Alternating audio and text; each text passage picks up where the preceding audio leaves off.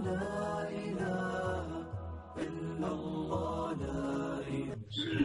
الرحمن الرحيم. قل أعوذ برب الفلق من شر ما خلق ومن شر غاسق إذا وقب ومن شر النفاثات في العقد ومن شر حاسد إذا حسد. بسم الله الرحمن الرحيم. قل أعوذ برب الناس ملك الناس إله الناس من شر الوسواس الخناس الذي يوسوس في صدور الناس من الجنة والناس. صدق الله العلي العظيم صدق رسوله النبي الكريم.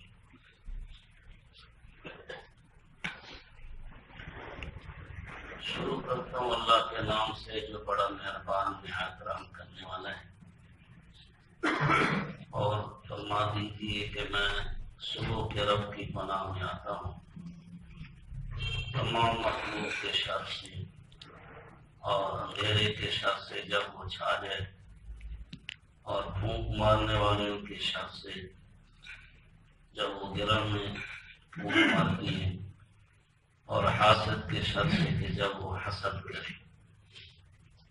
کہہ لیجیے کہ میں لوگوں کے رب کی پناہ میں آتا ہوں جو بادشاہ ہے لوگوں کا، معبود ہے لوگوں کا، اس خیالات ڈالنے والے اور اس کے بعد ہٹ جانے والے کے شر سے جو لوگوں کے سینوں میں خیال ڈالتا ہے، وہ جنوں اور انسانوں میں سے. بہت بڑی خوش قسمتی ہے آپ حضرات کی اور اس مسجد کی کہ جس میں اللہ تبارک و تعالیٰ کا کلام پاک پڑھا بھی جاتا ہے اور پھر سمجھایا جاتا ہے، سنا جاتا ہے. اس لیے جگہ بھی بڑی خوش قسمت ہے، لوگ بھی بڑے خوش قسمت ہیں.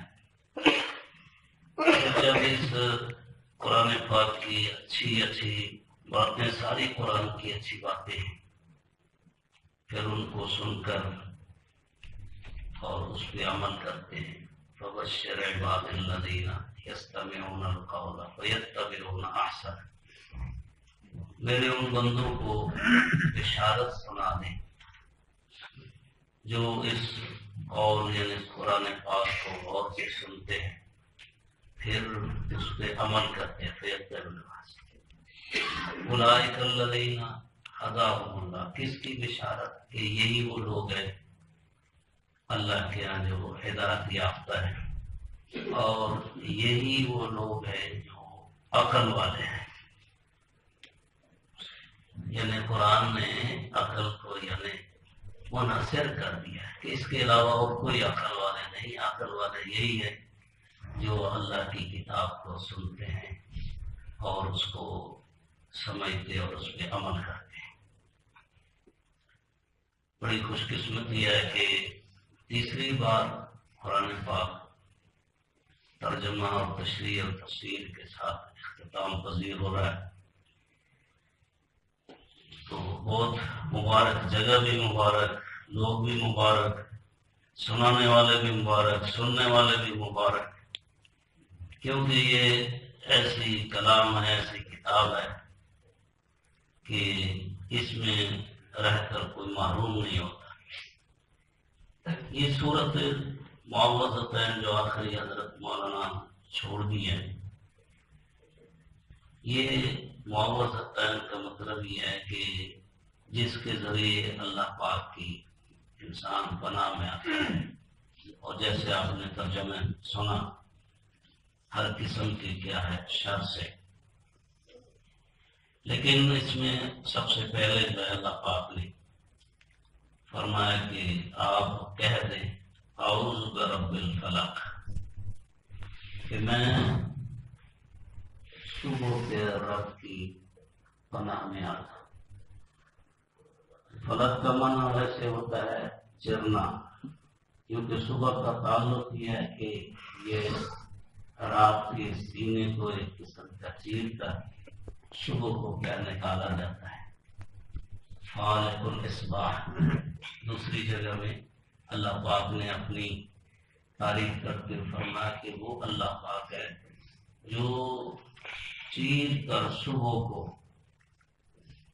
رات کے سینے سے نکالتے ہیں. اور یہ کام ہمیں تو اس لیے آسان نظر آتا ہے کہ روٹین پہ یہ کام ہو رہا ہے اور ہمیں اس میں کوئی محنت یا کوئی مشقت نہیں اٹھانی پڑتی.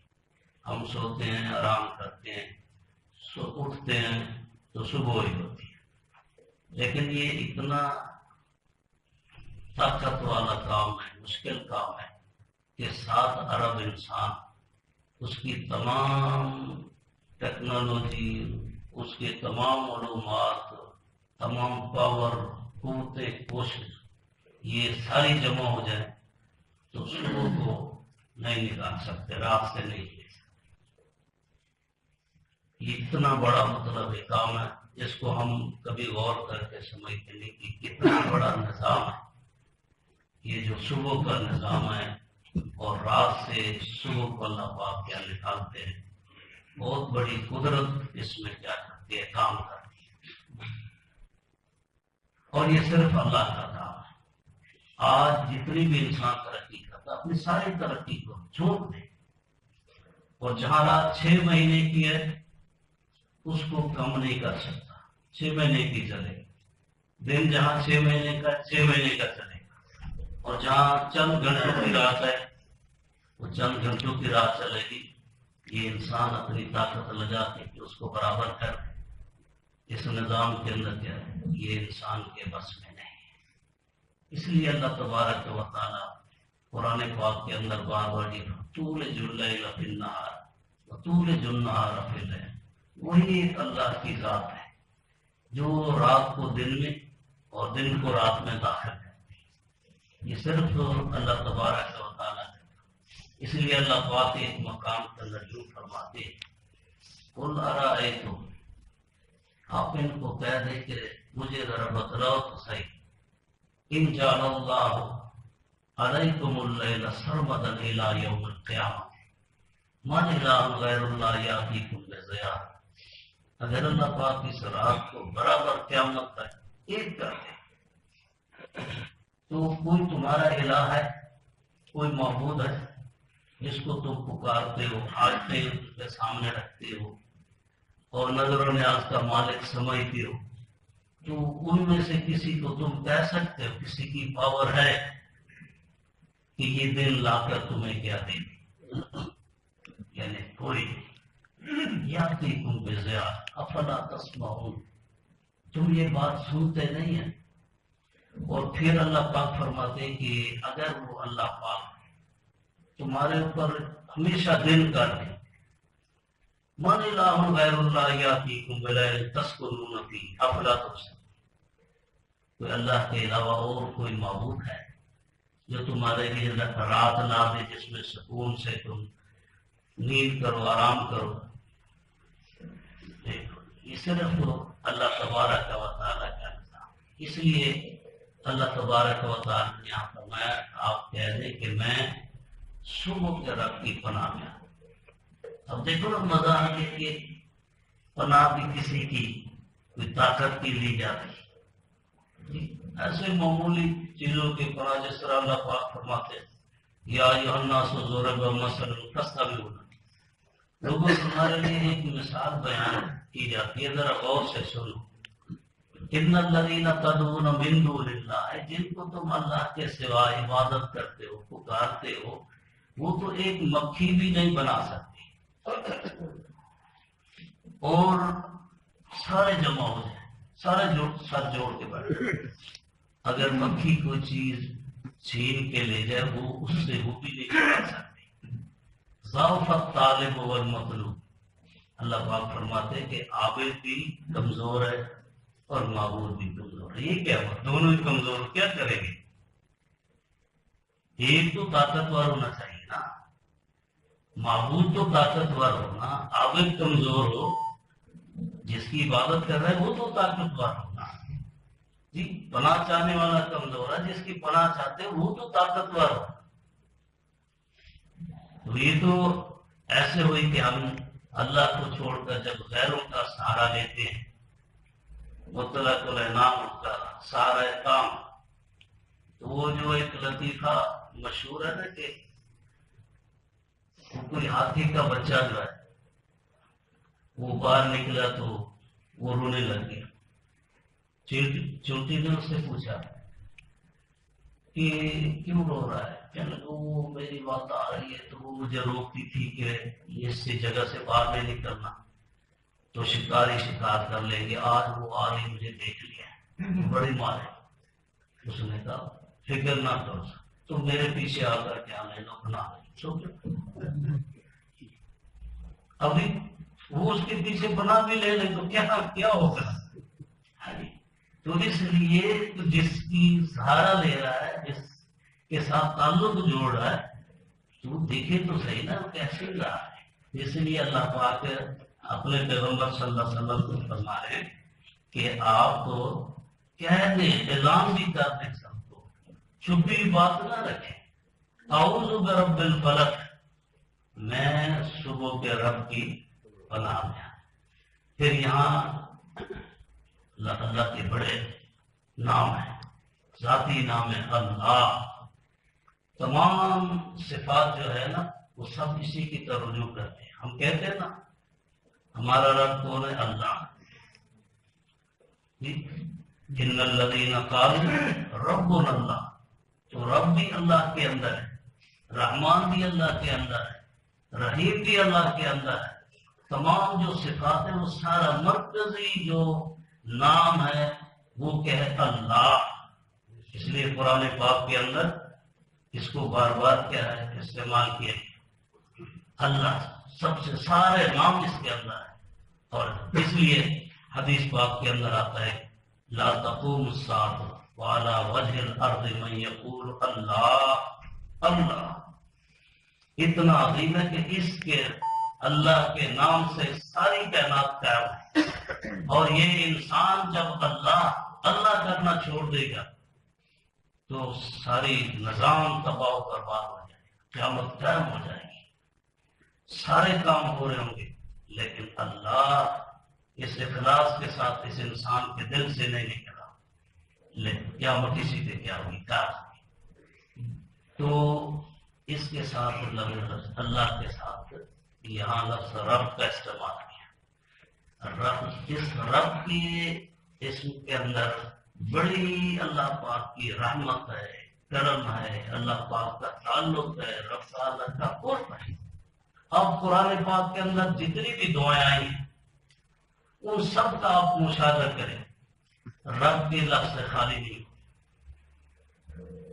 ربنا وجعلنا مسلمین، ربنا آتنا فی الدنیا حسنۃ، رب اغفر لی ولاخی وادخلنا فی رحمتک، ربنا اننا سمعنا منادیا ینادی للایمان. جی اور یہاں تک کہ انسان جب قبر میں جائے گا اس سے جو سوالات ہوں گے تو سب سے پہلا جو سوال ہوگا مر رب ہوگا، کون ہے تیرا رب. رسول اکرم صلی اللہ علیہ وسلم نے فرمایا ذات عطا ماتما، وہ شخص جو ہے ایمان کا ذائقہ چکھ لیا، اس نے ایمان کی شیریں حلاوت محسوس کر لی. من رضی باللہ ربا وبالاسلام دینا وبمحمد النبی صلی اللہ علیہ وسلم. تو ہم بھی یعنی اللہ کو مانا ہے، صرف زبان میں اللہ کو مانا ہے اپنے رب ہونے کی حیثیت سے. رب کا مطلب یہ ہے کہ اس کے خالق بھی سمجھتا ہے، وہ خالق ابتداء، اور اس اللہ کو اپنا مربی بھی سمجھتا ہے. اب بھی وہی دے رہا ہے، زندگی کا وہی سہارا ہے. یحیی و یمیت، میری زندگی اسی کے ہاتھ میں ہے، موت بھی جب آئے گی اسی کے ہاتھ سے آیا ہے اور اسی کی طرف لوٹ کر جانا ہے. اپنا خالق بھی سمجھ رہا ہے، اپنا مربی بھی سمجھ رہا ہے، اور اس رب سے امیدیں بھی لگا کر بیٹھا ہے کہ وہ الغافر الامتحان، کہ وہ میرا رب مجھے معاف بھی کر دے. اس لیے حضور صلی اللہ علیہ وسلم نے فرمایا تم میں سے کسی کو موت اس حالت پہ نہ آئے کہ وہ اللہ کے ساتھ بدگمانی کرتا ہو جائے.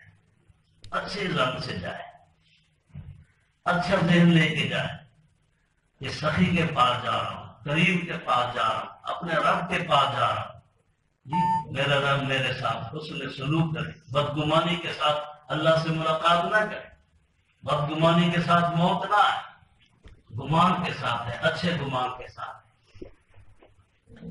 تو قبر کے اندر بھی جو سوال ہو مر ربوں کے نام سے، اس لیے بلکہ امام جعفر صادق رحمہ اللہ فرماتے ہیں چوتھے پارے کے اندر جو دعا تھی نا ربنا اننا سمعنا منادی، وہ فرماتے ہیں کہ جس نے اپنی دعا کو اللہ سے قبول کرانا ہو وہ 5 دفعہ اپنی دعا کے اندر اللہ یا رب رب کا نام لے گا، اس کی دعا قبول ہوگی۔ پھر انہوں نے وہی آیتیں پڑھ کر فرمائی کہ اس کے اندر 5 دفعہ رب کا نام ہے، تو اس کے بعد اللہ پاک فاستجاب لهم ربهم انی لا اضیع عمل عامل، تو قبولیت کا اللہ پاک جب بتا رہے ہیں تو اس میں بھی اللہ پاک اب رب کا نام لا رہے ہیں، فاستجاب لهم ربهم انی لا اضیع عمل عامل، تو فرمایا قبولیت کی نوید مل گئی کہ اللہ پاک کیا دعا قبول 5 دفعہ اس دعا کے اندر رب کا نام ہے، تو جو اپنی دعا کی مقبولیت چاہتا ہے تو اپنی دعا کے اندر 5 دفعہ رب کا نام اخلاص کے ساتھ کیا ہے، قل اعوذ برب الفلق من شر ما خلق، یہ تو رب تعالیٰ کی پناہ میں آئی ہے، لیکن اب اللہ پاک اس سے پوچھے کہ کس چیز سے پناہ چاہیے، کس کا ڈر لگ رہا ہے، یا اللہ پاک ساری مخلوق کے شر کا ڈر ہے، ساری مخلوق کے شر سے ہر چیز کے اندر خیر کا جہاں پہلو ہے شر کا پہلو بھی ہے، مکان ہے، بیوی ہے، بچے ہیں، دکان ہے، کاروبار ہے، ملازمت ہے، سب چیز کے اندر شر کا پہلو بھی ہے۔ اس لیے حضور صلی اللہ علیہ وسلم رات کے بھی شر کے پہلو سے دن کے بھی شر کے پہلو سے کیا کرتے تھے، اللہ پاک سے پناہ کہ اللہ پاک ان کے شر سے کیا، ہر چیز کے اندر۔ تفسیر کبیر کے اندر لکھا ہے کہ موسیٰ علیہ السلام کے سر میں درد ہو گیا، اللہ پاک سے عرض کی کہ اللہ پاک تکلیف ہو رہی ہے، اللہ پاک نے کہا کہ فلاں پودے کے پتے کھا لو ٹھیک ہو جاؤ، غیر اس پودے کے پتے کھائے، اللہ پاک نے سر کا درد ٹھیک کر دیا۔ پھر وہی تکلیف ہوئی، پھر گئے پودے کے بعد پھر پتے لے، 1 بار 2 بار 3 بار کا ٹھیک ہی نہیں ہوئے، کرتے اللہ پاک یہ کیا، تکلیف بھی وہی ہے اور پودا بھی وہی ہے تو شفا نہیں ہو رہی، تو اللہ پاک کیا ہو گیا، اللہ پاک نے فرمایا کچھ ہوا ہے، فرق ہے پہلے اور اب کا۔ پہلے یہ ہے کہ ہمارے سے آپ ادھر گئے تھے، اب براہ راست ادھر سیدھے چلے گئے، فرق تو ہو گیا نا، پہلے ہم نے بھیجا تھا، اب خود براہ راست چلے گئے۔ موسیٰ علم ان الدنیا، سمجھ لے ساری دنیا زہر قاتل ہے مگر جس میں اللہ خیر فرمائے، فرش کا یہ جو لقمہ کھاتے ہیں، یہ لقمہ یہ بھی ہماری موت کا سبب بن سکتا ہے، جہاں آپ بڑی خوشی سے کھانے کھاتے ہیں، بڑے اچھے اچھے ہوٹل میں ہزاروں لاکھوں روپے خرچ کرتے ہیں، یہ بھی ہماری موت کا سبب بن رہا ہے۔ یہ جو قیمتی کروڑ ہاتھ کی گاڑی لی ہوئی ہے، آپ دیکھتے نہیں کہ پورا کا پورا خاندان ٹکراتا ہے، ختم ہو جاتا ہے، وہی جس پہ کروڑوں روپے، وہی مکان گرا، چھت گرا، سارے کا سارا خاندان مر گیا۔ اس لیے ہر چیز سم قاتل ہے، زہر قاتل ہے مگر جس میں اللہ خیر فرمائے، جس کے اللہ پاک اس کو نفع کا کیا حکم دے رہے، تو اس لیے من شر ما خلق، یا اللہ پاک تمام مخلوق کے جو شر ہے یا اللہ اس کے پہلو سے میں تیرے ذریعے بچنا چاہتا ہوں، ومن شر غاسق اذا وقب، یا اللہ پاک اندھیرے کے شر سے کہ جب وہ چھا جائے، اندھیرا کیونکہ قرآن پاک کے اندر نور کا بھی ذکر ہے اور اندھیرے کا بھی ذکر ہے، اندھیرا فائدہ مند بھی ہے اور نقصان دہ زیادہ ہے، شر اس میں زیادہ ہے۔ اس لیے حضور صلی اللہ علیہ وسلم نے فرمایا جب مغرب کا ٹائم ہونا تو اس وقت اپنے بچوں کو روک کے رکھو کچھ دیر کے لیے، یہ اس وقت بلائیں آتی ہیں، مصائب آتی ہیں، پریشانیاں آتی ہیں، جن آتے ہیں بچوں کو جو ہے وہ نقصان دیتے ہیں، اور پھر فرمایا اپنے برتنوں کو ڈھانپ کے رکھو، اور ڈھانپنے کے لیے کوئی چیز نہ ملے تو اس کے اوپر کم از کم ایک لکڑی ایسی چوڑی کر کے رکھ دیا کرو۔ تو آپ نے یہ بھی فرمایا کہ اگر رات کو کہیں بسیرا کرنا پڑے نا تو راستہ چھوڑ کے، کیونکہ وہاں مضر چیزیں جو ہیں وہ آتی ہیں، وہ اپنا گھر بناتے، تو راستے سے ہٹ کر کیا آرام کرو۔ اس لیے صحابہ کرام جب پڑاؤ کرتے تھے تو راستے سے ہٹ کر کیا کرتے تھے۔ من شر غاسق اذا وقب، الحمد للہ الذی خلق السماوات والارض وجعل الظلمات والنور۔ ہے نور اور ظلمات، ظلمات بھی اللہ کی پیدا کرتے ہیں، لیکن فرمایا وہ جب شر اندھیرا پھیل جائے، اندھیرا ہو جائے، اس میں عام طور پر نہیں پتہ چلتا سانپ ہے، رسی ہے، ہموار جگہ ہے کہ گڑھا ہے، جی نشیب و فراز کا تو پتہ نہیں چلتا، اور یہ حالت ہے کیا نقصان دہ۔ تو اس لیے اس سے، اور کس اندھیرے سے کیا بچے گا، تو اس سے بڑا طریقہ یہ ہے کہ اللہ کی پناہ میں آئے، اللہ کی پناہ میں آ جائے، اللہ کی حفاظت میں آ جائے۔ من شر غاسق، اس لیے قرآن کو نور فرمایا، نماز کو نور فرمایا۔ ایک شخص حضور صلی اللہ علیہ وسلم سے بڑی درخواست کرتا رہا کہ جی اور بتائے، اور اضافہ کرے۔ ایک جگہ میں آپ نے جا فرمایا علیک بتلاوت القرآن فإنہ ذکر لک فی السماء ونور لک فی الارض۔ قرآن پڑھا کرو، قرآن کی تلاوت کیا کرو، قرآن کو لازم پکڑو، یہ آسمانوں کے اندر تیرے تذکرے ہوں گے اور زمین کے اندر تیرے لیے نور ہوگا۔ آج کتاب کو چھوڑ چکے ہیں، اس کے مقابلے میں آج تو ایک یہ کیا ہے، وہ یہ ہم جو سنتے ہیں کیا موبائل میں لگے رہتے ہیں جناب، اور جریدے گندے لے کر پڑھتے رہتے ہیں، رسالے لے کر، نیند نہیں آتے، اتنی دیر تلاوت کلام پاک ہی کریں، ایک لفظ پڑھے 10 نیکیاں مل جائیں، درجے برا معاف ہو جائے۔ پھر قرآن ایسا سفارشی کتاب ہے کہ جب انسان قیامت کے دن آئے گا بڑا پریشان کھڑا ہوگا۔ اجنبی ملک ہوگا، یہاں آپ جاتے نا کسی اور ملک میں، جب کوئی واقعہ نہیں ہوتا کتنی پریشانی، بار کبھی ادھر پھر رہتے، کبھی ادھر پھر رہتے۔ میں پہلی دفعہ بات کرنے جب گیا تو آگے ہمارے معلم کی کوئی بس نہیں ہے، کبھی وہ تھیلا چھوٹا سا اٹھایا وہ کبھی کدھر جاتے، کبھی کدھر جاتے، کبھی پوچھ کے اتنے 2 گھنٹے تنگ ہو گئے۔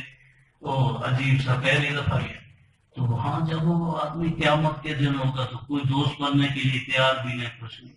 یہ اللہ کی کتاب آئے گی بڑی خوبصورت شکل کے اندر، آدمی کو آ کر ساتھ بلائے گی، بڑا خوش ہو جائے گا جی۔ پھر اس کو لے کے بھی جائے گا اللہ کے پاس، اس کا احترام بھی کرائے گا، اس کی بخشش بھی کرائے گا، اس کو جوڑے بھی پہنائے گا، بڑا خوش ہوگا۔ وہ پوچھے گا کہ یار ایسے وقت میں جو کوئی کسی کا بننے کی تیار نہیں، تو کیسا بن؟ وہ کہے گا میں قرآن پاک ہوں جس کو تو دنیا میں پڑھتا تھا، جس کو آج ہم کس طرح قرآن کو سن رہے ہیں، اور خصوصاً اللہ معاف کرے اتنا آج کل یہ مسلمان اس قرآن کے پیچھے لگ گیا ہے۔ پہلے تو مخالفت تھی، 1400 سال پہلے بھی قرآن کی مخالفت تھی، بعد میں بھی قرآن کی مخالفت ہوئی، آج بھی اسی قرآن کی مخالفت ہو رہی۔ یہ قرآن نہیں جو ہے نا، یہ آنکھوں میں نہیں سما رہا، یہ دل میں نہیں آ رہا، اس کی ساری جگہ پہ مخالفت ہے۔ یہ اس کی مختلف انداز، اگر ایک بچہ قرآن پڑھ رہا ہے، مدرسے والوں نے اس کو ایک ایسی جگہ جو گالیاں دے رہا تھا سارا کچھ کہنا، اس کو لا کر قرآن پڑھایا اس کے سینے کے اندر، اس کو قرآن سمجھایا، اس کو دین سمجھایا، اس کو آداب سکھائے، اور تو یہ انہوں نے جرم کیا، جناب ان کو بھی ساتھ کیا کرو، اور یہ کہ جناب ادھر تعاون کون کر رہا ہے، ان کو بھی ساتھ پکڑو۔ عجیب سا مطلب حال ہوا، شر جو ہے دم دناتے پھر رہا ہے اور خیر کو دبانے کی کیا کوشش کر رہے ہیں۔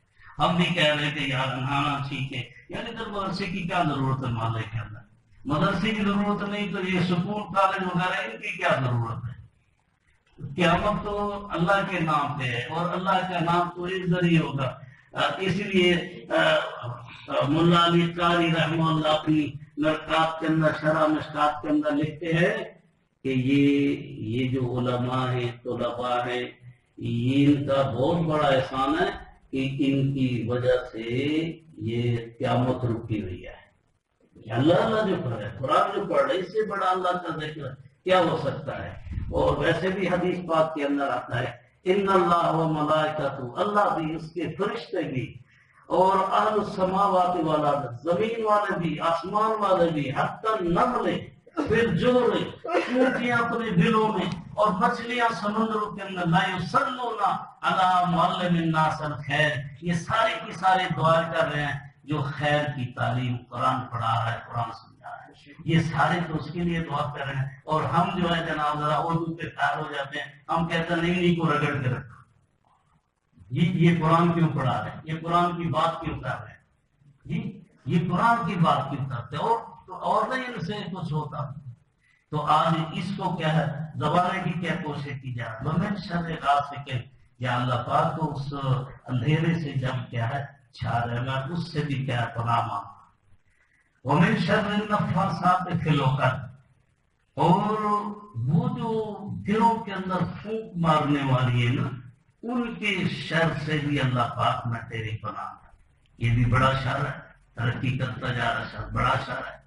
یہ ایسا شر ہے سحر اور جادو کہ انسان کی زندگی کیا ہوتی ہے بے بس ہو جاتی ہے. انسان اپنے سے کیا ہوتا ہے تنگ ہو جاتا ہے. اور بہت بڑا شر کیونکہ ان آیتوں کا جو نزول تھا وہ بھی حضور صلی اللہ علیہ وسلم کے اوپر جو ہے وہ جو یہودی نے وہ سحر اور جادو کرا دیا اپنی بیٹیوں کے ذریعے اور پھر 6 مہینے تک تقریباً یا سال کے قریب حضور صلی اللہ علیہ وسلم کو یہ پریشانی رہی.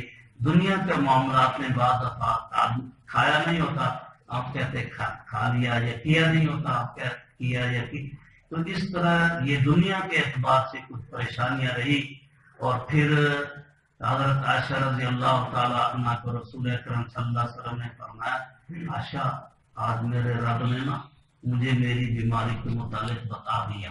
ایسا تھا کہ نے کیا فلاں یہودی نے کیا لبید ابن عاصم جو ہے نا اس نے کیا اور کہاں کیا یہ ایسے ایسے کیا حضور صلی اللہ علیہ وسلم کے بال لیے گئے اور اسی طرح کنگھی جو کرتے اس کے دندانے لیے گئے اور پھر انہوں نے اپنے طریقے کے مطابق اس کے اندر سوئیاں چبوئی اور پھر فلاں کنویں کے نام لیا اس کنویں کے اندر جو ہے نا ایک پتھر کے نیچے چٹان کے نیچے اس کو کیا دبایا.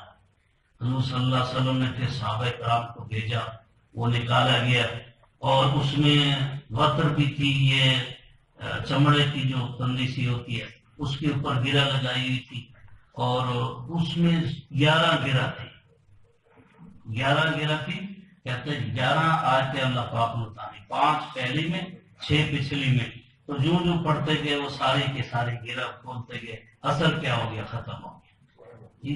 تو ومن شر النفاثات فی العقد یہ بہت سے جی میں تو طویل جادو مانتا نہیں میں بھی سحر مانتا نہیں تو کیوں نہیں مانتا اللہ پاک مان رہے ہیں اللہ کے نبی کے اوپر اثر ہو رہا ہے اللہ پاک اس کا ذکر کر رہے ہیں. کتنی جگہ قرآن میں سحر کا ذکر کیا یہاں تک کہ اللہ خود فرماتے ہیں کہ وہ ساحرین جو موسیٰ علیہ السلام کے مقابلے میں تھے انہوں نے اتنا بڑا جادو کمال سے کیا کہ یہاں تک کہ یخیل الیہ من سحرہم انہا تسعی موسیٰ علیہ السلام کے خیالات کے اندر بھی یہ بات آ گئی کہ یہ سارے جو ہے نا یہ جو رسیاں انہوں نے پھینکی یہ سانپ بن کر دوڑ رہے ہیں. موسیٰ علیہ السلام بھی ان کو سانپ دیکھ رہے تھے ان کے خیال میں نہیں ہے اس لیے بہت جیسا بی نفس سے ڈی پتا موسیٰ پورا جو میدان بھرا ہوا تھا. تو اب موسیٰ علیہ السلام کے خیال میں بھی دل کے اندر بھی خوف آیا کہ میرا تو معجزہ ہے اور معجزہ اللہ کے ہاتھ میں ہوتا ہے اب پتہ نہیں یہ ہوگا یا نہیں. تو جب خیال آنے لگا تو اللہ پاک نے کہا قلنا لا تخف موسیٰ ڈرنا نہیں ہے آپ ہی اعلیٰ ہوں گے آپ اپنے ان عصا کو کیا اب پھینکا تو وہ سب کو کھا گیا یہ کمال تھا. پھر موسیٰ علیہ السلام جب پکڑا تو وہی عصا عجیب ہے کہ سب کو کھا گیا اور ہے اندر کچھ بھی نہیں. تو وہ ساحرین سمجھ گئے کہ واقعی جو موسیٰ علیہ السلام اللہ کے نمائندے سفیر ہیں، اس لیے وہ حقیقت سمجھ فوری سجدے گئے اور سارت و ساجدین۔ فرعون ان کو دھمکیاں بھی دیتا رہا، میں تمہارے ہاتھ بھی کاٹوں گا، پاؤں بھی کاٹوں گا، سولی پہ بھی لٹکاؤں گا، یہ بھی کروں گا، لیکن ہماری طرح ایمان نہیں تھا 60-70 سال کا، جو ہمیں صبح نماز کے لیے بھی نہیں لا سکتا، جو ہمارے سے زکوٰۃ بھی نہیں ادا کر سکتا۔ وہ کہتا ہے اتنا نقصان ہو جائے گا یہ ہمارا، تو یہ جھنٹوں کا بھی ایمان نہیں بنتا، لیکن اتنا مضبوط تھا۔ فرعون نے کہا میں تمہاری زندگی کو بگاڑ دوں گا، انہوں نے کہا فقض ما انت قاض، فرعون جو کرنا ہے کر لے، کیا کرے گا، ہماری دنیا بگاڑ لے گا اور کیا ہے، ہم اپنے اللہ پہ ایمان لے کے آئیں گے، اب اس کے پیچھے ہٹنے کے لیے اس زندگی کی کوئی پرواہ نہیں، اللہ ہمارا راضی ہو جائے۔ واللہ خیر وابقی، اللہ سب سے بہتر بھی ہے اور باقی رہنے والی ذات ہے۔ تو سہارا کسی کا ہو تو ایسا ہو جو مر جائے، اس کا کیا سہارا ہے، جس نے کرنا ہی کچھ نہیں اس کا کیا سہارا ہے۔ ومن شر حاسد اذا حسد، اور حاسد کے شر سے جب کہ کیا وہ حسد کرے۔ حسد اصل میں کہتے ہیں کہ کسی کے بارے میں یہ سوچ رکھنا اللہ اس کے وقت کو ضائع کر دے، ختم کر دے، یہ بڑی خطرناک چیز ہے جی۔ اور حضور علیہ السلام نے فرمایا ایاکم الحسد، حسد سے بچا کرو۔ حسد نیکیوں کو اس طرح جلا کر راکھ کر دیتا ہے جس طرح آگ لکڑی کو جلا کر راکھ کر دیتا ہے۔ یہ حسد کیا ہے، بلکہ یہاں ایک حسد جو مفسرین یہ بھی مانا کیا ہے کہ اس سے مراد جو ہے نظر بد بھی ہے، یہ بھی اس میں کہ اللہ پر نظر بد سے بھی ہے، یہ بھی بہت بڑی خطرناک چیز ہے۔ اور کئی حدیث کے اندر ایسے واقعات آتے، اور یہ آپ نے فرمایا العین حق، یہ نظر بد کا لگنا یہ بھی کیا حق ہے، اور اس کے جو مختلف طریقے ہوتے ہیں حدیث کے اندر بھی ہے۔ تو ومن شر حاسد اذا حسد، یہ حسد ایک بہت بڑا شر ہے، بہت بڑی بیماری ہے، اور حقیقتاً حاسد جو ہے نا، حدیث پاک کے اندر آتا ہے کہ حاسد کی اللہ پاک حرام کھانے والے کی، غیبت کرنے والے کی، اور جس کے دل میں حسد اور کینہ ہونا ایمان والے کا، ان تینوں کی دعا اللہ قبول نہیں کرتا، اللہ کو ان کو پرواہ ہی نہیں۔ آج ہم پڑھے لکھے لوگ غیبت کو اپنا مشغلہ بنا، اور اب سیاست کی آڑ میں ہر بندہ لگا ہوا، کسی کا کوئی خیال نہیں کرتا کہ میں کہہ کیا رہا ہوں۔ اس صحابی نے کہا یا رسول اللہ، ایک آدمی کسی کے اندر ایک چیز پائی جاتی ہے تو اس کا میں ذکر کروں تو آپ نے فرمایا تبھی تو غیبت ہے نا،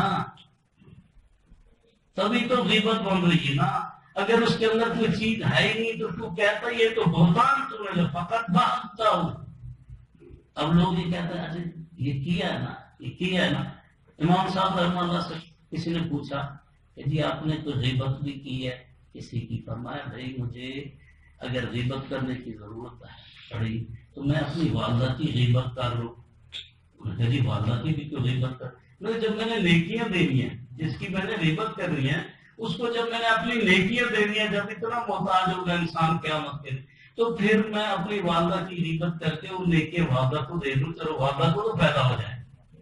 جب اپنی نیکیاں ضائع کرنی ہے خواہ کیوں بیٹھا ہے، اتنی دیر اللہ کا ذکر کر لے، اتنی دیر کو واضح و نصیحت کر لے، اپنے بچوں کو کوئی چیز دعا سکھا دے، جی ان کو نماز کی ترغیب دے دے، تو غیبت کا کیا فائدہ، جس کو حدیث کے اندر فرمایا الغیبت اشد من الزنا، زنا سے بھی زیادہ کیا ہے، سخت ہے غیبت، لیکن ہم پڑھے لکھے بھی اس میں بیٹھے اسی کا کھاتے ہیں، اسی کے ساتھ رہتے ہیں، اسی کی کیا غیبت کر رہے ہیں۔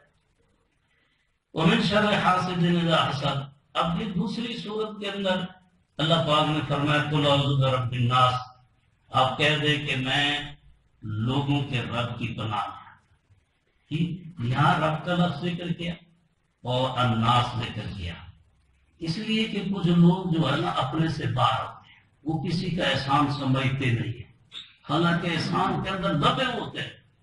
اب فرعون اس کو ادھر ادھر کہیں رب نظر ہی نہیں آتا، انہوں نے نام کر دیا انا ربکم الاعلی، رب بھی ہوں، رب بھی بڑا ہوں، بڑا رب، باقی یہ بت وغیرہ جو اس نے بنا کے دیے تو یہ چھوٹے رب ناب ہے، سب سے بڑا رب کیا ہے میں ہوں، انا ربکم۔ جب موسیٰ علیہ السلام نے نا اپنے الہ کا تذکرہ کیا، اپنے رب کا تذکرہ میرے رب، تو پھر کیا کہتا ہے وقالت رب، اور حامان کو کہتا ہے حامان یہ ذرا بڑا اونچا سا محل بناؤ، اینٹیں بناؤ، بڑا محل بناؤ، میں اس کے اندر جاؤں گا اور جا کر موسیٰ علیہ السلام کے الہ کو کیا دیکھوں گا، اور خدا کی قسم مالا تو میں نے الہ غیری، ہاں تو خدا کی قسم کیا اس نے یا یرمانا ما علمت لکم، میں نہیں جانتا کہ میرے سوا کوئی اور تمہارا معبود ہے، لیکن بہرحال یہ کہتا ہے میرا الہ ہے، جب بھی یہ ہاتھ اوپر اٹھاتا ہے، سر اوپر کرتا ہے، اشارے اوپر کرتا ہے، تو محل بنا لوں، میں جا کر اوپر دیکھ کے آؤں کہ اطلع الی الہ موسیٰ، میں موسیٰ علیہ السلام کے الہ کو ذرا کیا دیکھ کے آؤں۔ تو یہ بھی تو انسان ہی تھا نا، قارون بھی انسان تھا جس کو کہا اللہ نے دولت دی ہے تجھے، اللہ نے احسان کیا، احسن کما احسن اللہ الیک، وہ کہنے لگا اللہ نے کون سا احسان کیا، یہ تو میں اپنی علمی صلاحیت کی بنا پر یہ ساری دولت، آج ہمیں بھی یہی غرور لے گی، یہی سوچ لے گی میں انجینئر، میں ڈاکٹر، میں فلاں، میں فلاں، میں فلاں، تو اس لیے جناب وہ آج اسی زام کے اندر ہم بھی پھنسے ہوئے ہیں، جو زام اس کے اندر تھا قارون کے اندر، انما اوتیت علی علم عندی، یہ میں علمی بنا پر میں نے ساری دولت میں، اللہ کا احسان اس پہ کیا ہے، اللہ کا احسان اس پہ کیا ہے۔ تو اسی طرح لوگ بھی دولت مل جائے اپنے سے بڑے ہونا شروع ہو جاتے ہیں، وسائل مل جائیں، عہدہ مل جائے، پھر ظلمی ظلم، پھر ظلمی ظلم، اس لیے اس کے پاس کیا ہے، بلکہ بعض ہوتا یہاں تک کہ وہ یہ پھرتا رہا کہ مجھ سے کوئی بڑا ہے، قوم عاد نے نعرہ لگایا نہیں تھا، اللہ پاک خود قرآن کے اندر ذکر کرتے ہیں، وہ کہتے تھے من اشد منا قوہ، او ہم سے کوئی بڑا کوئی طاقت والا ہے، کہاں ہے؟ اللہ پاک نے فرمایا ان کو زمین کے اندر کوئی بڑا طاقت والا نہیں نظر آتا، کم از کم اس اللہ پاک کا تو لحاظ کرے، اولم یروا ان اللہ الذی خلقہم هو اشد منہم قوہ، ان کو یہ نہیں نظر آتا، یہ نہیں جانتے کہ جس نے ان کو پیدا کیا وہ بڑی طاقت والا ہے، اس کی طاقت کا لحاظ کرے، ظالموں کو اگر کسی اور کی طاقت نہیں نظر آتی تو اللہ کی طاقت تو نظر آنی چاہیے۔ جی حضرت عمر رضی اللہ تعالی عنہ کو کسی نے کہا اتق یا امیر المومنین، اللہ سے تھا، تو وہ جناب سجدے میں گر گئے، کسی نے کہا حضرت اس کی کیا ویلیو آپ، فرمایا اس نے نام کس ذات کا لیا، نام کس ذات کا لیا۔ ہارون الرشید کے پاس ایک ذمی آیا، بلکہ باہر نکل رہے تھے تو گھوڑے کی لگام پکڑ کے اس نے کہا یا امیر المومنین اتق اللہ، گھوڑے سے اتر کر نیچے گر کے سجدے میں گر گئے، رب تعالیٰ کی تسبیح سنا کرتے رہے جتنی دیر، پھر اٹھے، ہاں بھی کیا ہے، نے کہا جی میرا فلاں فلاں کام ہے یہ کر دو، انہوں نے آرڈر کر دی اس کا کام کر دو، کسی نے کہا یہ کافر ہے ہمارے ملک کا ذمی ہے، اتنے بادشاہ کی آپ اس کے سامنے سجدے میں گر گئے، کہنے لگے نام کس کا لیا ہے، نام کس کا لیا، اللہ پاک کی ذات کا نام، تو میں اکڑ کر کھڑا رہوں اللہ کی ذات کا نام میرے سامنے آئے، پھر تو انہیں لوگوں میں سے ہے کہ جب وہ دیکھا نہیں اس آدمی کو، جب اسے ویزا قیل له اتق اللہ اخذته العزت، جب اسے کہا جاتا میاں اللہ سے ڈر، اس کو جناب اور غیرت جو ہے نا پکڑ لیتے، اور گناہ پہ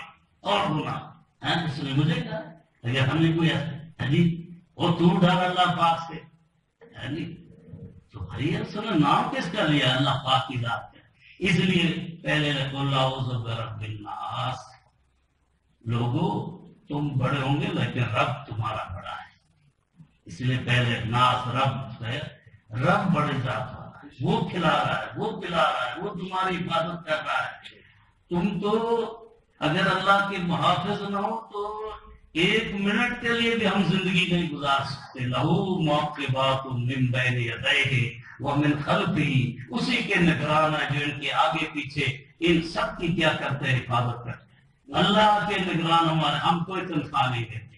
اب یہ دیکھو نا لوگوں سے ڈرنے والے، تلاشوں کو پھر اتنا رکھا ہے، خرچہ اتنا بڑا، لیکن اللہ پاک نے ہمیں جنوں سے، دوسری مخلوق سے اور غیر کے شر سے بچانے کے لیے کتنے اللہ پاک کے نگران اور محافظ ہمارے ساتھ کیا رہتے، ملک الناس سے۔ اور بعض لوگ جو ہے اپنے آپ کو بادشاہ بڑے درجے کے، اس لیے حضور صلی اللہ علیہ وسلم نے فرمایا سب سے برا جو نام ہے وہ ملک الملوک، یعنی شہنشاہ۔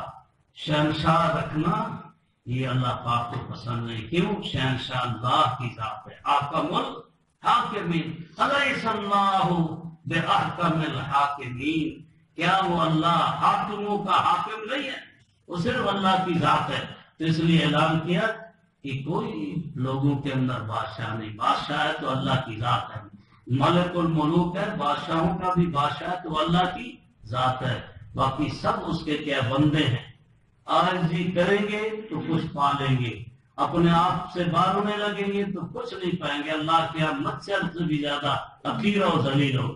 وَلَقَدْ ذَرَأْنَا لِجَهَنَّمَ كَثِيرًا مِنَ الْجِنِّ وَالْإِنسِ، کتنی مخلوق ہم نے پیدا کر دی جنوں اور انسانوں میں سے جہنم کے لیے، یعنی اللہ نے تو اپنی عبادت کے لیے پیدا کی، لیکن اللہ کے علم ہے کہ یہ پیدا ہو کر بھی پھر بھی آگے غرور، تکبر، خدا بننے کی کوشش کریں گے، یہ سارے جہنم میں جائیں گے تو گویا کہ جہنم کے لیے پیدا ہو۔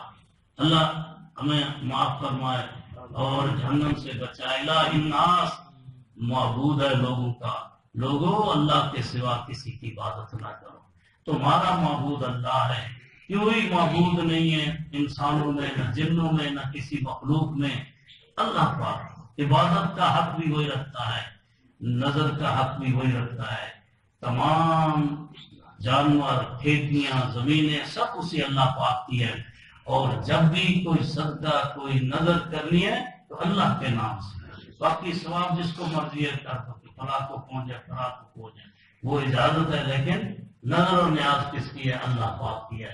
اس لیے اللہ پاک نے قرآن پاک کے اندر شکوہ کیا وَجَعَلُوا لِلَّهِ مِمَّا زَرَعَ مِنَ الْحَرْثِ وَالْأَنْعَامِ، ان لوگوں نے جو ہے کھیتی میں اور جانوروں میں اللہ کا حصہ جب تقسیم کرتے حصہ نکالتے ہیں، کہتے ہیں یہ اللہ کا ہے، وَهَذَا لِشُرَكَائِنَا، یہ ہمارے شریکوں کا ہے، جو اللہ کے ساتھ چھوٹے چھوٹے ہیں نا، جن سے ہم رزق کا کام لیتے ہیں، اولاد کا کام لیتے ہیں، بلا لیتے ہیں، ان کا بھی حصہ نکالتے ہیں۔ یہ قرآن ذکر کر رہا ہے۔ آج ہم اس بیماری کے اندر مبتلا نہیں، سب کچھ اللہ کا ہے، اللہ کے نام پہ ہے، باقی فقیر مسکین جس کو دیا اس کا ثواب، جو آپ جس کے نام پہ ثواب کی نیت کر اللہ ثواب پہنچا دے گا، اس میں مولوی کو بھی درمیان لانے کی ضرورت نہیں ہے، آپ نیت کر لیں گے تو پہنچے، مولوی کی ویسے آپ کیا رکھیں۔ حضرت خان گرام مولانا نے فرمایا جب کوئی شادی کرو نا، جب کوئی خوشی کا موقع جاؤ تو جہاں اپنے لیے کپڑے لے کے آتے تو ان مؤذن کے لیے بھی لے کے آؤ، امام صاحب کے لیے لے کے آؤ، ایسا نہ ہو کہ وہ پھر دعا کرتے ہیں اللہ ان کا کوئی بندہ مار تاکہ ہمیں مطلب ہے کیا کچھ دے، مطلب ان کی عزت کرو، احترام کرو، ان کو خوش رکھو، کیونکہ انہوں نے بہت بڑا جو کام اٹھایا اور پورے محلے کو گناہ سے بچایا، اور اتنی پابندی کریں ان کا یہ کیا خیال رکھا۔ وہ ہمارا ہم پڑھتے تو اس کے ساتھ ایک بستی تھی، وہاں مولانا پڑھاتے تھے، تو وہ خود ہی کیونکہ کام کاج کرتے، ہل چلا کے، کنواں چلا کے، تو طالب علم جو آتے ہیں لوگوں کے ذمہ لگا ہے۔ ایک طالب علم آ گیا، اس نے کہا حضرت میں آپ سے پڑھنا ہے، انہوں نے فرمایا کہ ان کے روٹی کا انتظام تو بھی ہم پڑھا دیں گے، لیکن روٹی کا انتظام انہوں نے کہا جی آپ پڑھا دیں، تو میں نے تو اللہ پاک کو راضی سمجھا، اللہ مجھے رزق دے گا، روٹی دے گا، آپ میری روٹی کی فکر نہ کریں۔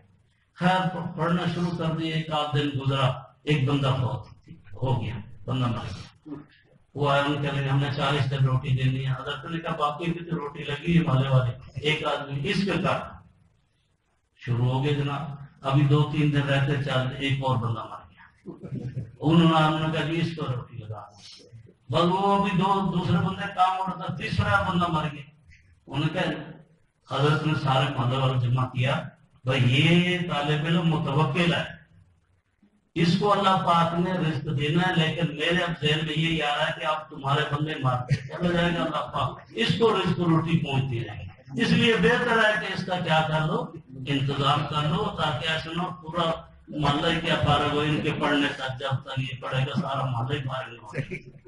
تو اس لیے ہاں اس آپ ثواب کی نیت کر لیں گے، ثواب اللہ پاک پہنچا دے گا۔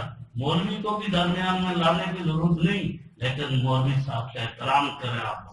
الہ الناس من شر الوسواس الخناس، یعنی اس وسوسہ ڈالنے والے جو وسوسہ ڈال کر پیچھے ہٹ جاتا ہے جیسے شیطان کا ہے، تو اس کے شر سے اللہ پاک مجھے محفوظ۔ اور وہ شر جو ہے نا جنوں میں سے بھی ہو سکتا ہے، انسان میں سے۔ قرآن نے خود کہا وَكَذَلِكَ جَعَلْنَا لِكُلِّ نَبِيٍّ عَدُوًّا شَيَاطِينَ الْإِنسِ وَالْجِنِّ، جن بھی نبی کے دشمن ہوتے ہیں، انسان بھی نبی کے کیا ہوتا ہے دشمن، تو یہ شیطان دونوں میں سے ہو سکتا ہے۔ تو یہ دو صورتیں حضرت نے چھوڑی اور میرے ذمہ لگائی۔ حضرت تو ماشاءاللہ بہت بڑے عالم بھی ہیں، اللہ پاک نے ان کو جلال بھی دیا ہے، ڈر بھی لگتا ہے ان سے، بلکہ ماشاءاللہ پڑھنے میں پڑھانے میں ان کا ایک قسم کا شغل ہے۔ وہ جب پڑھاتے ہیں تو ہمارا ٹائم بھی لے جاتے ہیں جی، آدھا گھنٹہ یا پونا گھنٹہ ہمارا ہے تو 15-20 منٹ چھوڑتے ہیں جس میں ہمیں ٹائم مل جاتا ہے، لیکن ہم کہتے ہیں چلو ان کا اپنا مشورہ ہے، ان کا حال ہے، اب ہم کیا کریں، لڑائی کر نہیں سکتے، کیونکہ ویسے بھی تو اس لیے بہت بڑی مطلب ہے یہ خوش قسمتی ہے آپ حضرات کے لیے کہ یہ قرآن و حدیث آپ کو سمجھا رہے ہیں اور بڑے اچھے طریقے سے سمجھاتے ہیں۔ ہمیں تو وہ طریقہ بھی نہیں آتا۔ بہرحال یہ دو صورتیں ہیں اور وہ صورت ہے۔ عبید بن عامر کہتے ہیں میں آیا رسول اکرم صلی اللہ علیہ وسلم کے پاس، آپ اس وقت گھوڑے پہ بیٹھے ہوئے تھے، میں نے آپ کے پاؤں پہ ہاتھ رکھ لیا، میں نے کہا یا رسول اللہ صلی اللہ علیہ وسلم اکرنی ہود و یوسف، سورت ہود مجھے پڑھاؤ اور سورت یوسف پڑھاؤ۔ آپ نے فرمایا اس معوذتین پڑھی، آپ نے فرمایا اس سے بڑی کوئی صورت نہیں، اس سے بڑی کوئی صورت نہیں۔ پھر فرماتے ہیں ہمیں ایک جنگل میں تھے، بڑی تیز آندھی، اندھیرا ہو گیا، تیز آندھی آنے لگی، تو حضور صلی اللہ علیہ وسلم میں نے سنا کہ یہ معوذتین قل هو اللہ اور یہ دو معوذتین پڑھ رہے تھے جی۔ اور آپ نے فرمایا جب کوئی ایسی پریشانی ایسی مشکل آئے تو ان کو کیا پڑھا کرو۔ جب یہ صورتیں اتری تو حضور صلی اللہ علیہ وسلم اس کو پڑھ کر اپنے اوپر کیا کام کرتے تھے۔ تو یہ صورت اس کے ساتھ جو قل هو اللہ، یہ تینوں صورتیں نا، تینوں مطلب پڑھنی چاہیے صبح و شام، پھر اتنی فضیلت بھی ہے۔ آپ نے فرمایا یہ سورۃ یوسف سے بھی اللہ کیا اس سے بڑی کوئی صورت نہیں جی۔ تو آپ اندازہ لگے چھوٹی سی صورت ہے لیکن اتنی بڑی اس کو کیا فضیلت اور شرف دیا گیا۔ پھر اس کے ساتھ صورت قل هو اللہ ہے، وہ بھی آپ نے فضیلت ان کی سنی ہوگی کہ اگر حضرت عمر رضی اللہ تعالیٰ عنہ حضور صلی اللہ علیہ وسلم فرما رہے تھے کہ جو 10 دفعہ سورت قل هو اللہ پڑھے گا نا، اللہ پاک ایک محل جنت کے اندر بنائیں گے۔ ساری زندگی انسان ملازمت کر کے 2-3 مرلے کا مکان نہیں بنا سکتا، اس میں 5 مرلے کا مکان نہیں بنا سکتا، تو 10 دفعہ سورت پڑھے اور جنت کے اندر محل بن جائے۔ پھر فرمایا جو 20 دفعہ پڑھے گا 2 محل بنا دیں گے، 30 دفعہ پڑھے گا 3 محل بنا دیں گے۔ حضرت عمر نے کہا پھر تو ہم بہت زیادہ محل بنائیں گے۔ آپ نے فرمایا عمر اللہ اوسع، اللہ کیا محل کی کمی نہیں ہو، دیتا جائے گا، وہ لینے والا ہوں نا اللہ پاس۔ اتنی عظیم صورت ہے۔ ایک شخص ہے اس نے کہا جی میرے نا فخر ہے، تنگی ہے بڑی۔ آپ نے فرمایا جب گھر میں جایا کرو تو پہلے سلام دو، اگر وہاں نہیں تو اپنے اوپر سلام کرو، اور پھر اس کے بعد قل هو اللہ پڑھو، اللہ پاک تیرا رزق وسیع کر دے گا۔ پھر لکھا ہے کہ اس کا اتنا رزق تھا کہ پڑوسیوں کا بھی رزق اس کی وجہ سے، اس کی برکت سے کیا وسیع ہو گیا۔ یہ ایسی اللہ پاک نے صورت، ایک دفعہ آپ نے فرمایا سب کو جمع کرو، جمع ہو گئے، آپ نے صورت قل هو اللہ پڑھ دی، آپ نے فرمایا میں 3 قرآن پڑھوں گا۔ اندر تشریف لے گئے، لوگ باتیں کرنے لگے کہ شاید کوئی وحی آ گئی تو ضروری کام ہو گیا۔ آپ نے کہا کیا باتیں کر دی؟ آپ نے کہا تھا سلس قرآن 3 قرآن پڑھنا ہے۔ آپ نے فرمایا قل هو اللہ پڑھ تو جائیے، انا رتعنا سلس القرآن، یہ سلس قرآن کے کیا ہے برابر ہے۔ بلکہ ایک شخص نے کسی کے بارے میں کہا یا رسول اللہ وہ تو ہر وقت نا قل هو اللہ پڑھتا رہتا ہے، یعنی اس میں الفاظ ہیں کہ جیسے کہ اس نے بہت معمولی تھا سمجھا۔ آپ نے فرمایا چھوڑو یہ قرآن، یہ قل هو اللہ تہائی قرآن کے برابر اللہ پاک یہ صادق کے مسعود فرماتے ہیں نا. اور امام جو ہے نا جامع احکام القرآن لکھا ہے کہ حضور صلی اللہ علیہ وسلم تبوک میں تھے. جب تبوک میں تھے تو جبرائیل امین آیا. انہوں نے کہا جی وہ جو معاویہ فلان الیسی جو ہے نا وہ مدینے میں فوت ہو گئے تو آپ نے اس کا جنازہ پڑھنا ہے. اللہ پاک نے 70,000 فرشتے بھیجے اس کے جنازے جی. تو جبرائیل نے وہ پار مارا تو اس کے سامنے جنازہ ہو گیا. آپ نے جنازہ پڑھا تو حضور صلی اللہ علیہ وسلم نے پوچھا جبرائیل یہ مرتبہ کیسے حاصل کر گیا ہوں؟ تو انہوں نے یعنی جبرائیل نے بتایا کہ یہ اٹھتے بیٹھتے چلتے پھرتے ہر وقت یہ قل هو اللہ پڑھتا ہے جی. تو اتنے اللہ پاک نے ہمیں خزانہ دیا ہے. دنیا کو تو ہم سمجھتے ہیں کہ یہ ہمارے لیے حرز جان ہے سب کچھ ہے, لیکن اتنی عظیم کتاب دی ہے اور اتنی عظیم صورت ایک اتنی بڑی شرف فضل والی صورت دی ہے تو ہم کیوں نہیں اس کو چلتے پھرتے پڑھ. بھائی یہ اور نہ صحیح تو 3 بار قل هو اللہ پڑھ کے اپنے والد صاحب کو بخشش کر سکتے ہیں نا جی. تو یہ معوذتین پڑھ کر اللہ پاک سے اپنی دعائیں قبول کر سکتے ہیں, برے اثرات سے کیا بچ سکتے ہیں. اللہ پاک ہمیں اس قرآن پہ یقین عطا فرمائے. کچھ زیادہ لوگوں کا ٹائم لے لیا, معذرت کھائی ہے. اللہ پاک ہم سب کو اسی طرح جیسے بیٹھے ہیں اللہ پاک اپنے فضل و کرم سے جنت الفردوس بڑا اللہ پاک خوشی خوشی اللہ پاک ہمیں. الحمدللہ رب العالمین والعاقبۃ للمتقین والصلاۃ والسلام علی رسول محمد وآلہ وصحبہ وآل بیتہ وازواجہ وذریتہ اجمعین. ربنا آتنا فی الدنیا حسنہ وفی الآخرۃ حسنۃ وقنا عذاب النار. یہ دعا بھی ایسی ہے کہ عائشہ فرماتی ہیں کہ حضور صلی اللہ علیہ وسلم اس کو کثرت سے کہتے رہتے تھے, ربنا آتنا فی الدنیا حسنہ وفی الآخرۃ حسنۃ وقنا عذاب النار. بڑی جامع دعا ہے. بلکہ ایک شخص نے کسی کو کہا کہ آج تو میں دعا ہی نہیں کر سکا, تو ان کا کچھ کی ہے کہ نہ یہی کہا ربنا آتنا فی الدنیا حسنہ وفی الآخرۃ حسنۃ وقنا عذاب النار. اس نے کہا سب کچھ تو مانگ رہے اس کے بعد کیا رہ گیا؟ دنیا کی بھلائی, آخرت کی بھلائی اور جہنم سے اللہ بچا دے. یہی تو قرآن پاک کے اندر آتا ہے کہ فمن زحزح عن النار وادخل الجنۃ فقد فاز. جس کو جہنم سے بچا دیا گیا جنت میں داخل کر دیا وہ کامیاب ہو گیا. باقی رہا دنیا کی چیزوں میں وما حیات الدنیا الا متاع الغرور. دنیا کی زندگی کا سامان تو دھوکے کا کیا ہے سامان ہے, یہ تو دھوکا ہے. اصل تو یہی چیز ہے آخرت کی بھلائی جی اور جہنم سے بچ جانا, یہ ہے کامیابی. اللہ پاک ہم سب کو یہ کامیابی نصیب فرما دے. اللہ پاک ہمیں دین سے سچی صحیح محبت نصیب فرما دے. اللہ اپنے رسول صلی اللہ علیہ وسلم کی سچی محبت ہمارے دل میں اتار دے. اللہ پاک ہم سب کو اس کتاب کا خادم بنا دے. یا اللہ پاک اس کتاب کو پڑھنے والا سمجھنے والا بنا دے. یا اللہ اس کتاب کے لیے خرچ کرنے والوں میں سے بنا دے. یا اللہ پاک اس کتاب کے اشاعت کرنے والوں میں سے بنا دے. یا اللہ پاک ہمیں اس کتاب کو محبت کرنے والوں میں سے بنا دے. یا اللہ عافیت والا کرم والا رحم والا معاملہ فرما دے. مولانا صاحب کو اللہ پاک جزائے خیر نصیب فرما دے. یا اللہ پاک اور جو یہاں بیٹھتے ہیں سنتے ہیں اس مسجد کا انتظام کرتے ہیں اللہ پاک ان سب کی زندگیوں کے اندر برکتیں, مال کے اندر برکتیں, یا اللہ پاک اعمال کے اندر برکتیں, دنیا آخرت کی بھلائی نصیب فرما دے. جتنے یا اللہ پاک اس مجلس کے اندر حاضر ہیں تیرے رسول کریم صلی اللہ علیہ وسلم نے فرمایا یہ جماعت ایسی ہے جو کچھ دیر کے لیے بھی اس جماعت میں بیٹھ جاتا ہے تو یا اللہ وہ بھی محروم نہیں جاتا. یا اللہ ہمیں اپنے فضل اور کرم سے وافر حصہ نصیب فرما دے. تیری بارگاہ کی یا اللہ فقیر ہیں محتاج ہیں. یا اللہ اپنی شایان شان سے عطا فرما دے.